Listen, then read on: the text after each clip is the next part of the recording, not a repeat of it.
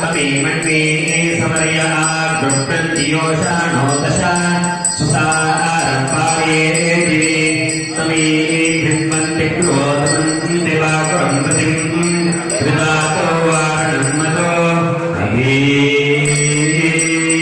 एवमग्ना उत श्रीनन्ति देह वशिषं स्वममिन्द्राय तावे अस्येति द्रोपदेश्वा विश्वा दोषामीशा आवत्यस्थोत्सरोषेन्दो द्विन्नवत्तः आयोनिन्दर्णसिस्सादः अदुक्षतप्रियं मधुदारा सुतस्य वेदसाः अपोवासिष्ठसुक्रतो महान्तं वामहेरं वामो दिवः सोमः पवित्रे अस्मयुः अचिक्रदृशाहरेर्महान् विप्रो निदर्शतः संसूर्येण रोचते गिरस्तैतवोजासामर्गज्यन्ते अपस्य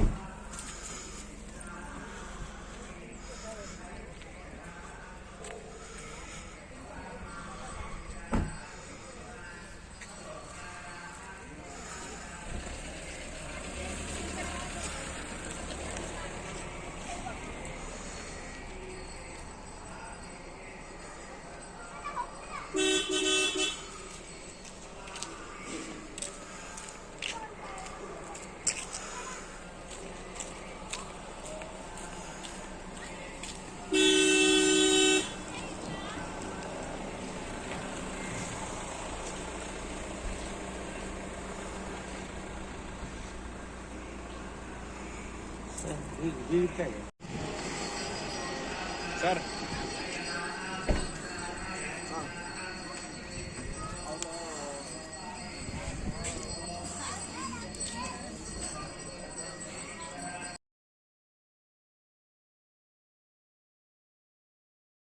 एते सोमाविप्रियमित्रस्य कामच्छरन् वर्तन्तो अस्य वीर्यं पुनानासश्च मूषतो गच्छन्तो वायुमश्विनः तेनो दान्तु सुवीर्यम् इन्द्रस्य सोमरादासे पुनानो हार्ति चोदया सुतस्य योनिमासनम् मृजन्ति द्वादशक्षिपो हिन्वन्ति सप्तदीपयाः अनुविप्रामादिषु देवेभ्यस्त्वामदायकं सुजानमति वेश्याः तं संगोभिर्वासयामसि पुनानकलशे स्वावस्त्राण्यर्षो हरिः परिकव्यान्यव्यता मघोनापावस्वनो जहि विश्वापत्विषाः इंचोतयायमावीशा वृष्टिं परिश्रुव युम्नं क्रूतिव्यादि सहोन सोमपुत्सुदाः यक्षास्त्ववयमिन्द्रावीकं सर्विनं पक्षेमहे प्रजाविषं परिप्रियादिवक्कविर्वयां शिवत्योरितः स्वानायातिकविक्रातो प्रप्रक्षयाय कन्यासेजनाय तिष्ठो अगृहे वीत्यशतनिष्ठया ससोनुर्मातरासुजिर्जातो जाते आरोचयतो महामहीवृतावृता सप्तदेत्यभिर्हितो नद्यो चितृतद्रुहाः या एकमक्षीवा ऋतुः ಅವರ ಬಗ್ಗೆ ನಾವು ತಿಳ್ಕೊಳ್ಳೋದು ಅಷ್ಟೇ ಅವಶ್ಯಕವಾಗಿರುವಂತಹದ್ದು. ಅದಕ್ಕಾಗಿ ಪೂಜ್ಯ ಪಂಡಿತರು ಹತ್ತೂರು ಭಿಕ್ಷಾಚಾರ್ಯ ಬಂದಿದ್ದಾರೆ, ಅವರಿಂದ ಒಂದು ಜ್ಞಾನಯುಕ್ತ ಕಾರ್ಯಕ್ರಮ ನಡೆಸಿಕೊಡ್ಬೇಕು ಅಂತ ಕೇಳ್ಕೊಳ್ತಾ ಇದ್ದೀವಿ. ಎಲ್ಲರೂ ಕೂಡ ಭಕ್ತಿ ಶ್ರದ್ಧೆಯಿಂದ ಮಾತನಾಡೋದನ್ನ ಎಲ್ಲರೂ ಕೂಡ ಮನಸ್ಸಿಗೆ ಕೇಳಿ ವೇದವ್ಯಾಸೇಂದ್ರ ಗುರುಗಳ ಬಗ್ಗೆ ತಿಳ್ಕೋಬೇಕು ಅಂತಂದ್ರೆ ನಮ್ಮ ಜೀವನದಲ್ಲಿ ಎಷ್ಟು ತಪಸ್ ಮಾಡಿದ್ರೂ ಸಾಧ್ಯ ಇಲ್ಲಂತೆ. ಅವರ ಚರ್ಮ ಶ್ಲೋಕದಲ್ಲಿ ಹೇಳೋದಂತಂದ್ರೆ ನರಕ್ತಂ ಯಸ್ಯ ಕೌಪೀನಂ ಅಗ್ನೋದತ್ತಂ ಅಪಿಸ್ಫುಟಂ ವೇದವ್ಯಾಸ ಗುರುಸ್ವಾಮಿ ಶ್ರೀ ವೇದೇಶ್ವರ ಗುರು ಅಂತ ಹೇಳಬೇಕಾದ್ರೆ ಅವರ ಜೀವನದಲ್ಲಿನ ಒಂದು ಘಟನೆ ಎಂಥದ್ದು ಅಂತಂದ್ರೆ ನರಕ್ತಂ ಯಸ್ಯ ಕೌಪೀನಂ ಅಗ್ನೋದತ್ತಂ ಅಪಿಸ್ಫುಟಂ. ವೇದವ್ಯಾಸೇಂದ್ರ ಪ್ರಸಂಗ ಕಡಪದಲ್ಲಿ ನಡೆದಂತಹ ಒಂದು ಪ್ರಸಂಗದಲ್ಲಿ ವೇದವ್ಯಾಸೇಂದ್ರ ಕೌಪೀನವನ್ನು ಬೆಂಕಿಯಲ್ಲಿ ಹಾಕಿದ್ರು ಕೂಡ ಬೆಂಕಿಯಲ್ಲಿ ಕೌಪೀನ ಸುಳ್ಳಿಲ್ಲ ಎಂಬ ದೊಡ್ಡ ಮಾತಲ್ಲ, ಕೌಪೀನ ಸುಳ್ಳಿಲ್ಲ ಎಂಬ ದೊಡ್ಡ ಮಾತೇ ಇಲ್ಲ. ಅಗ್ನಿಗಿಂತಲೂ ಬೆಂಕಿಗಿಂತಲೂ ಅದ್ಭುತವಾಗಿ ತೇಜೋಮಯವಾಗಿ ವೇದವ್ಯಾಸೇಂದ್ರ ಕೌಪೀನಕ್ಕೆ ಹೊಳಿತಾ ಇತ್ತಂತೆ. ಅಂತಹ ಅದ್ಭುತವಾಗಿರ್ತಕ್ಕಂಥ ತೇಜಸ್ಸು ವೇದವ್ಯಾಸೇಂದ್ರ ಕೌಪೀನಕ್ಕೆ ಇತ್ತಂತೆ. ಇನ್ನು ವೇದವ್ಯಾಸೇಂದ್ರ ಎಂತಹ ತಪೋ ಸಂಪಟ್ಟಿರುತ್ತದನ್ನ ಕೇಳೋ ಅವಶ್ಯಕತೆ ಇಲ್ಲ. ಅಂತ ಮಹಾನುಭಾವರ ಬಗ್ಗೆ ನಾವೆಲ್ಲರೂ ಎಷ್ಟು ತಿಳಿದ್ರೂ ಕೂಡ ಅಂತ ವೈರಾಗ್ಯ ನಮ್ಮಲ್ಲಿ ಎಲ್ಲರೂ ಕೂಡ ಕಣ್ಣಿಸಲಿ ಅಂತ ಕೇಳ್ಕೊಂತ ನಾವೆಲ್ಲರೂ ಕೂಡ ವೇದವ್ಯಾಸೇಂದ್ರ ಬಗ್ಗೆ ಒಂದಿಷ್ಟು ಕೇಳೋಣ, ಮಾರ್ಗದಲ್ಲಿ ಕೇಳೋಣ ಅಂತ ಹೇಳಿ ಆಚಾರ್ಯರಲ್ಲಿ ಪ್ರಾರ್ಥನೆ ಮಾಡ್ತಿದ್ದೀವಿ. ಜೈ ಶ್ರೀರಾಮ್. ಯೂಂತಃ ಪ್ರವಿಶ್ಯ ಮಮ ವಾಚಮಿಮಾಂ ಪ್ರಸುಪ್ತಾಂ ಸಂಜೀವಯತ್ಯಖಿಲ ಶಕ್ತಿಧರಸ್ವಧಾಮ್ನ ಅನ್ಯಾಂಶ್ಚ ಹಸ್ತಚರಣಶ್ರವಣತ್ವಗಾದೀನ್ ಪ್ರಾಣಾನ್ ನಮೋ ಭಗವತೆ ಪೂಷಾಯ ತುಭ್ಯಂ. ಕಲತ್ರಂ ಕಮಲಾಯಸ್ಯ ಪುತ್ರಃ ಕಮಲಸಂಭವಃ ಶಿವಾದ್ಯಾ ಸೇವಕಾಸ್ತಸ್ಮೈ ನಮೋ ವಿಶ್ವಕುಟುಂಬಿನೇ. ರಾಮಾಯ ರಾಮಭದ್ರಾಯ ರಾಮಚಂದ್ರಾಯ ವೇಧಸೆ ರಘುನಾಥಾಯ ನಾಥಾಯ ಸೀತಾಯ ಪತಯೇ ನಮಃ.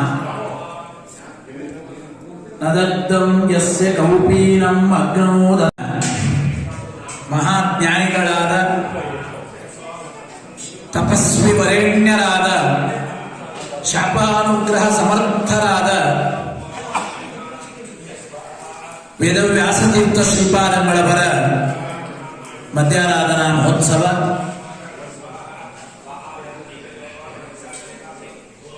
ನಮ್ಮ ಶಾಸ್ತ್ರೀಯವಾದ ಒಂದು ಪರಂಪರೆಯಲ್ಲಿ ಸನಾತನ ಭಾರತೀಯವಾದ ಹಿಂದೂ ಸಂಪ್ರದಾಯದಲ್ಲಿ ಗುರುಗಳಿಗೆ ಒಂದು ವಿಶಿಷ್ಟವಾದ ಸ್ಥಾನ ಇದೆ. ಗುರು ಅಂದ್ರೇನೆ ಅದು ಭಾರದ ವಸ್ತು. ಆ ಗುರುಗಳ ಅನುಗ್ರಹವನ್ನ ನಾವು ಎಷ್ಟು ಸ್ಮರಣೆ ಮಾಡಿದರೂ ಕಡಿಮೆ. ಗುರು ಅಂದ್ರೆ ಅದು ದೊಡ್ಡ ಗುರು, ಅದು ಎಷ್ಟು ಹೇಳಿದರೂ ಕಡಿಮೆ. ಶಾಸ್ತ್ರಗಳಲ್ಲಿ ಹೇಳಿದಂತೆ, ಪರಮಾತ್ಮನೇ ತಿಳಿಸಿದಂತೆ, ಗುರುಗಳ ಅನುಗ್ರಹ ಆಗದೇನೆ ನಮ್ಮ ಯಾವ ಸಾಧನೆಗಳು ಪೂರ್ಣವಾಗುವುದಿಲ್ಲ, ಭಗವಂತನ ಅನುಗ್ರಹವೂ ಆಗೋದಿಲ್ಲ. ಶಾಸ್ತ್ರದಲ್ಲಿ ಒಂದು ಮಾತು ಉಂಟು ನೋಡ್ರಿ, ದೇವರು ಸಿದ್ಧಿಗೆ ಅಂದ್ರೆ ಗುರುಗಳ ಮುಖಾಂತರ ಶಾಂತ ಮಾಡಬಹುದಂತೆ. ಆದ್ರೆ ಗುರುಗಳೇ ಸಿದ್ಧಿಗೆ ಅಂದ್ರೆ ಗೋವಿಂದ, ನಮ್ಮ ಜೀವನ ಅಧಪಾತಕ್ಕೆ ಹೋಗುತ್ತೆ. ಹರವೃಷ್ಟೇ ಗುರುಸ್ತ್ರಾತ ಗುರವೃಷ್ಟೇ ನಕಶ್ಚನ ಅಂತ. ಗುರುಗಳೇ ಸಿಟ್ಟಿಗೆ ಅಂದ್ರೆ ಬಹಳ ಕಷ್ಟ. ಆದರೆ ಯಾವ ಶಿಷ್ಯನ ಮೇಲೆ ಗುರುಗಳು ಪ್ರಸನ್ನರಾಗಿ ಅನುಗ್ರಹ ಮಾಡಿದರೆ ಯಾವುದು ಅಸಾಧ್ಯ ಅಂತ, ಅದು ಎಲ್ಲವೂ ಸಾಧ್ಯ ಅಂತ ಹೇಳ್ತಾರೆ.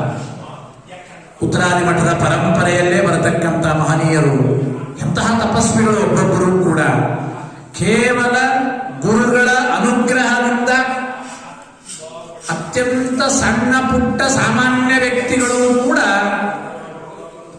ಅದ್ಭುತ ತಪಸ್ವಿಗಳು, ಮಹನೀಯರು, ದಿವ್ಯ ವ್ಯಾಖ್ಯಾನಕಾರರಾದದ್ದನ್ನ ನಾವು ಪರಂಪರೆಯಲ್ಲಿ ನೋಡುತ್ತೇವೆ. ಆದ್ದರಿಂದ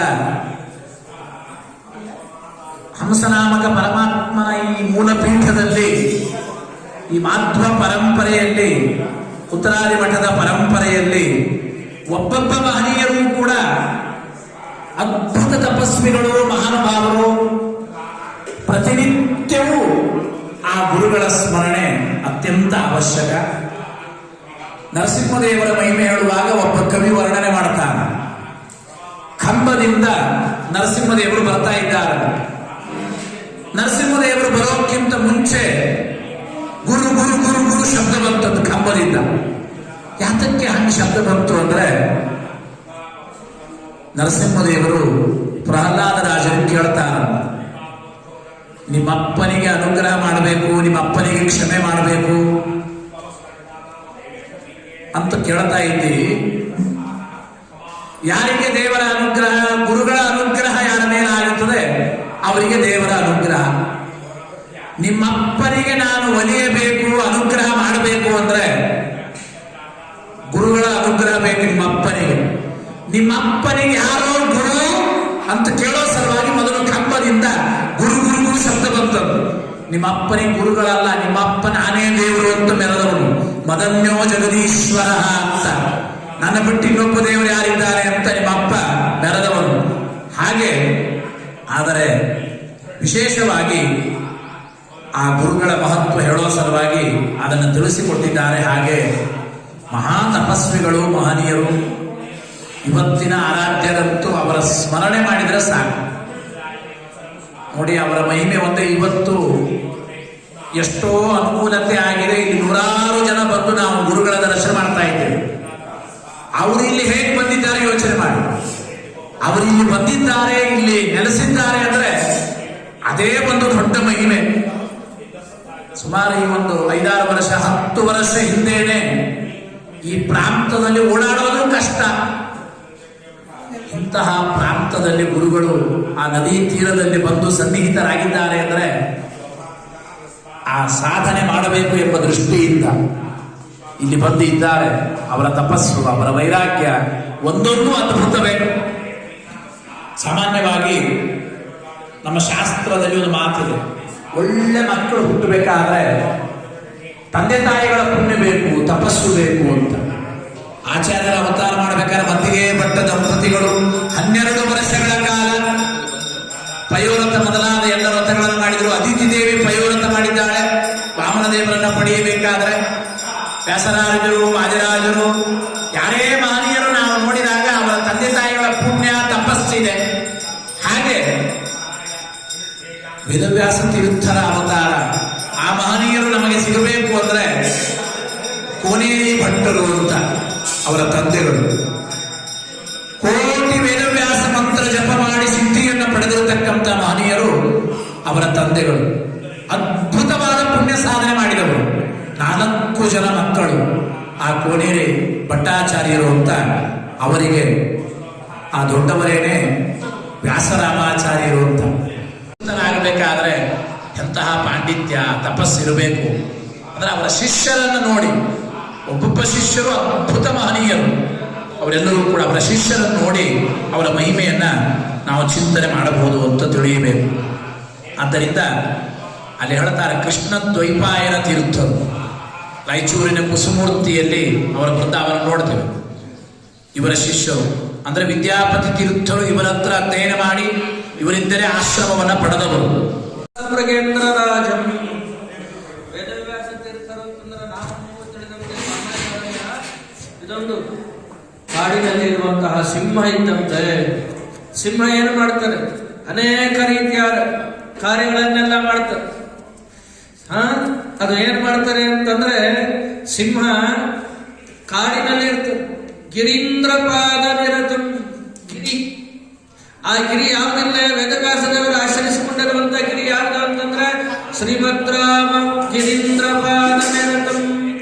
ರಾಮಚಂದ್ರ ದೇವರ ಇನ್ನೊಂತಹ ಪರ್ವತ, ಅವರಿದ್ದುದು ಅದಕ್ಕೆ ಘನಗಿರಿ. ಇದು ಯಾಕೆ ಅವರು ಆ ಘನಗಿರಿಯಲ್ಲಿ ಇದ್ದದ್ದು ಅನ್ನೋದನ್ನು ತಿಳಿಸೋದಕ್ಕೋಸ್ಕರವಾಗಿ ಗಿರಿಯಲ್ಲಿರ್ಬೇಕಾದ್ರೆ ಹೇಗಿರ್ಬೇಕು, ಸಿಂಹರಂತೆ ಇರಬೇಕು. ಆ ಸಿಂಹ ಹೇಗಿದೆ ಅಂತಂದ್ರೆ ಹೇಳ್ತಾರೆ, ಶ್ರೀಮಂತರಾಮ ಗಿರೀಂದ್ರ ಪಾದ ನಿರತಂ. ಆ ಗಿರಿಯಲ್ಲಿ ರಾಮಚಂದ್ರನ ಪಾದವನ್ನು ಆಶ್ರಯಿಸಿಕೊಂಡು ಇರುವಂತಹ ವೇದವ್ಯಾಸ ತೀರ್ಥರು ನಿದ್ರಾವಯಂತಂ ದಿಶೋ, ಎಲ್ಲ ಸಿಂಹದ ಧ್ವನಿಯನ್ನ ಕೇಳಿದ್ರೆ ಸಾಕು ಎಲ್ಲ ಚಲ್ಲಾಪಿಲ್ಲಿ ಆಗಿಬಿಡ್ತಾರೆ. ಸಣ್ಣ ಪುಟ್ಟ ಪ್ರಾಣಿಗಳೆಲ್ಲ ಬರೀ ಅಷ್ಟೇ ಅಲ್ಲ, ಹೇಳ್ತಾರೆ ಆನೆಗಳು ಕೂಡ ಓಡಿ ಹೋಗ್ತಾರೆ ಸಿಂಹದ ಧ್ವನಿಯನ್ನ ಕೇಳಿದ್ರೆ. ದುರ್ವಾದೀಂದ್ರ ಮಹಾಮೃಗನ್ನಿಗ ವಸದ್ವಾಖ್ಯಾನ ಸಂಜ್ಞಾಗತ ವೇದವ್ಯಾಸ.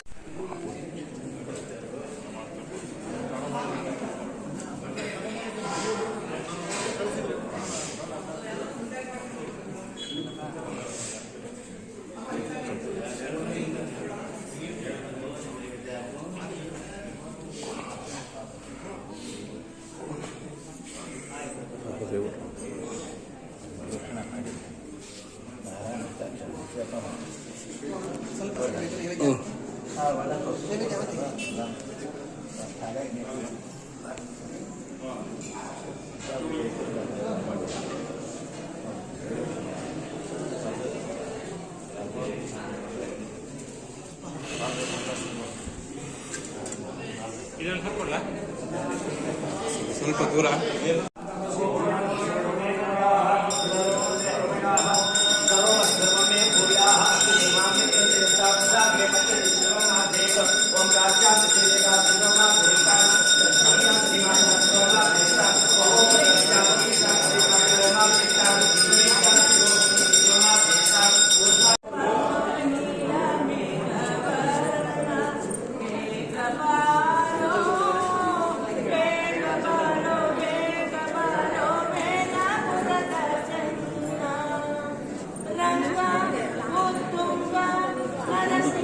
ನಮಸ್ತೆ.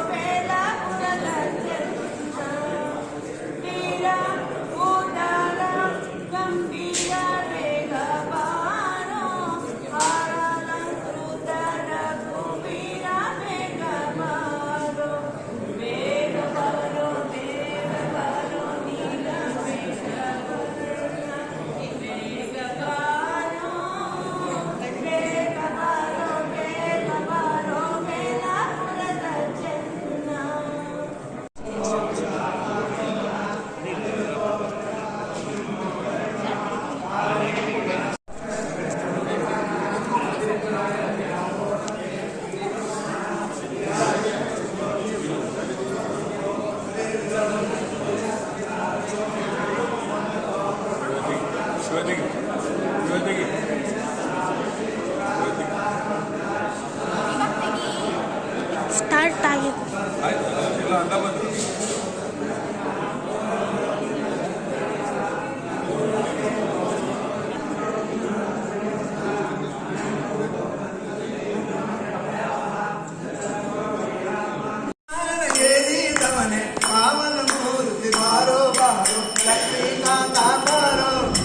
ಲಕ್ಷಣ ಬಾರೋ ನಿನ್ನ ಪಾದಂಗಳ ಕೃಷ್ಣ ಸ್ಪಂದಿಸಿ ಕರೆವೆ ಬಾರೋ ನಿನ್ನ ಪಾದಂಗಳ ಕೃಷ್ಣ ಕಣ್ಣಿಗೆ ಕರೆವೆ ಬಾರೋ ಬಂದಂಗ ಶಯನ ಪುರಂದರ ವಿಠಲ ನೀ ಬಾರೋ ಪನ್ನಂಗ ಜಯನ ಪನ್ನಂಗ ಜಯನ ಪುರಂದರ ವಿಠಲ ನೀ ಬಾರೋ ಲಕ್ಷ್ಮೀಕಾಂತ ಬಾರೋ ಯುವ ಲಕ್ಷಣ ಭಕ್ತ ಬಾರೋ ಭಕ್ತಿ ಲಕ್ಷ್ಮೀಕಾಂತ ಬಾರೋ ಶುಭ ಲಕ್ಷಣ ಭಕ್ತ ಬಾರೋ ಭಕ್ತಿ ಬಾಲ ಏರಿದವನೇ ಪಾವನ ಮೂರ್ತಿ ಬಾರೋ ಬಾರೋ ಲಕ್ಷ್ಮೀಕಾಂತ ಬಾರೋ ಶುಭ ಲಕ್ಷಣ ಭಕ್ತ ಬಾರೋ ಗೋಪಾಲ ಭಗವಾನಕ್ಕೆ ದಯವಿಟ್ಟು ನಿನ್ನನ್ನು ಧ್ಯಾನಿಸುವಂತೆ ಮಾಡೋ ಭಯವಜನ ಅವರೀತಿಯಿಂದ ಸಲಹುವೆ ಶ್ರೀವಿಭು ಭಯವದನ ಶ್ರೀವಿಭು ಭಯವದನ ಶ್ರೀವಿಭು ಭಯವದನ ಶ್ರೀವಿಭು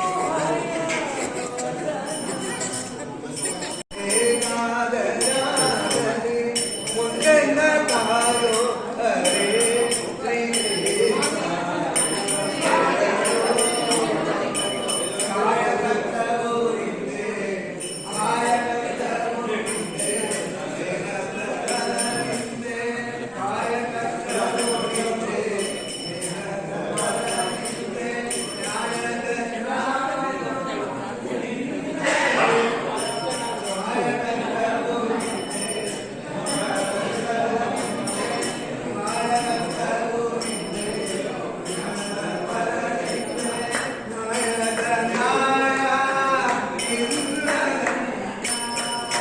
ಮಾತು ನಿಂದೆ ಬರುವ ಭಾಗ್ಯ ನಿಂದೆ ಮಾತು ನಿಂದೆ ಬರುವ ಭಾಗ್ಯ ನಿಂದೆ ಕಾಯಕ ಪಿತನಿಂದ ಕಾಯಕ ಪಿತನಿಂದ